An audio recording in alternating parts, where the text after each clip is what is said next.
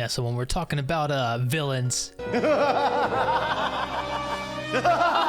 as opposed to antagonists, start at the end and build back when starting with your villain.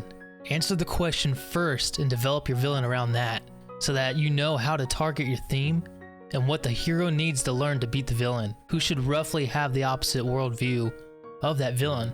Say you have a magical being called the Abyss, a creature who needs a life force to live and to control lands and said power, but he has to kill people or special people of his diet to survive. I am sickened, but curious. Is this right or is this wrong? Much like the circle of life, there's always survival that takes the cake. The hero, who doesn't believe in having so much for himself alongside his best friend, both of them strive to only take what they need, what they can carry. Is this right?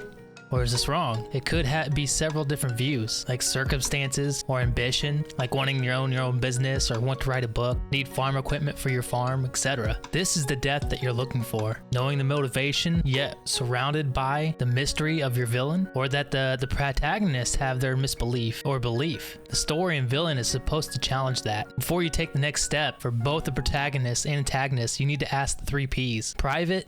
Oh, we can't tell anyone about this. That is the last thing in the world we want to do. Personal.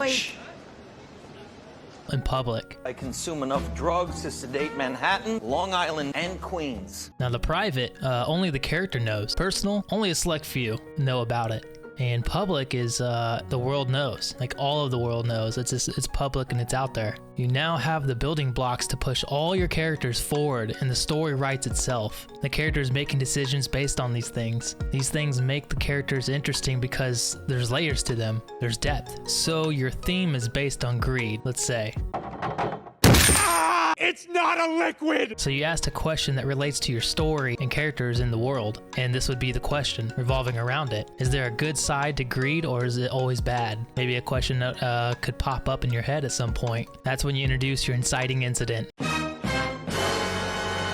This is the test in the question being asked to the reader or audience. But here's the kicker. It's double-sided. Say that both their parents were this special to this abyss being, the antagonist that you created, and they went out to stop it but got killed, wanting to step out of comfort and take more land and stop the threat, but they were safe where they were. So greed is an enemy for the heroes of this story. Yet, they are challenged when they allowed too many people to take land around them, the resources and the safety around them. Maybe taking more would have been wise, but that is more. So does this go against their belief? They struggle because they have fuel for both sides. So here comes the plot.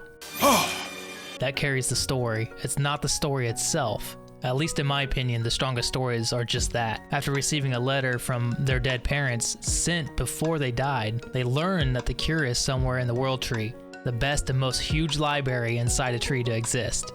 And the numbers on the letter mean something. The best friend is a woman. She's sick and too weak to travel. Come on. What? The young man has to leave into a long adventure through a fantasy land with a stronger being that knows who they are through its powers, I wanna be the very best. aiming to stop them. It's showtime. The race starts. The story. Throughout the story, the theme of greed should be expressed through many situations, dramas, and the hero's beliefs. Wrapped around there, the 3 Ps. While the antagonist challenges it or tries to stop the hero in his tracks, he knows something. His 1 P, the private. He knows there's something there at the world tree that is a threat to him.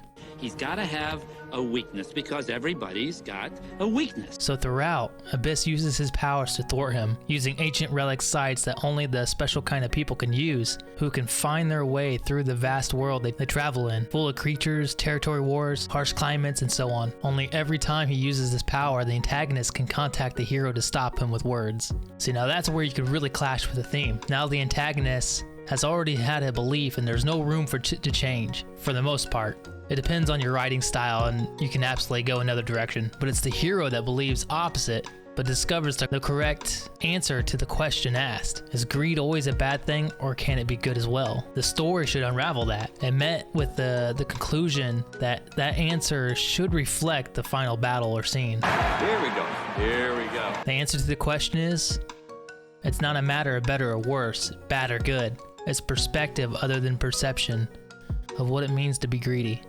So the hero beats the villain with this knowledge through hard work, a good plan, a discussion, or a sacrifice, etc. Then using this knowledge or lesson to continue on through the story with a greater understanding and make the choices far different than the hero was at in the beginning. But the villain is important because this helps develop the hero and gives depth to the villain. I'd argue that the villains, since they have already discovered their answer to the question, have stronger arguments than the protagonists, challenging their 3Ps in worldviews and their beliefs.